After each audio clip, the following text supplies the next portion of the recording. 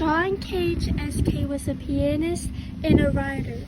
You will hear an excerpt about silence and his thoughts on traffic and music sounds.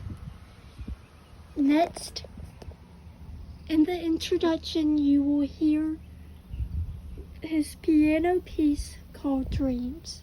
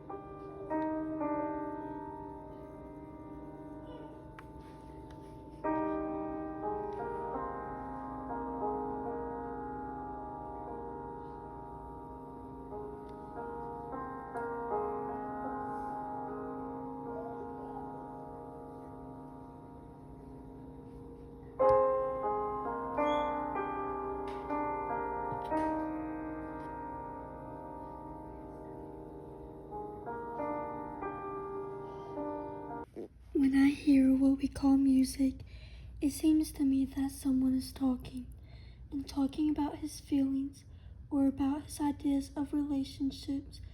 But when I hear traffic, the sound of traffic here on 6th Avenue, for instance, I don't have the feeling that anyone is talking.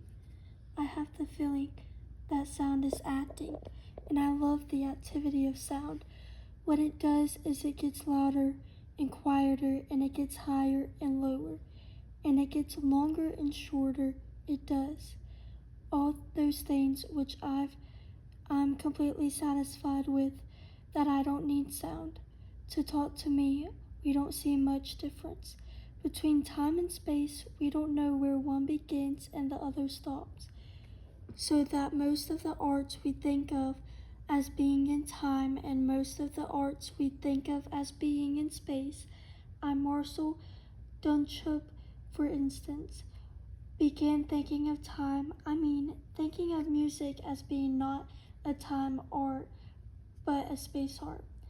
And he made it a piece called sculpture, musical, which means different sounds coming from different places, and lasting, producing a sculpture which is sonorous and which remains. Peoples expect listening to more than listening, and so sometimes they speak of inner listening or the meaning of sound.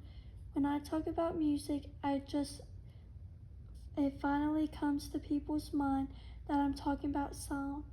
That doesn't mean anything. That is not inner, but it is outer.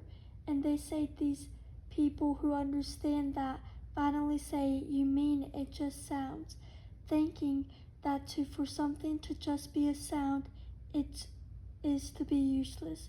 Whereas I love sounds just as they are, and I have no need for them to be anything more than what they are, and I don't want them to be.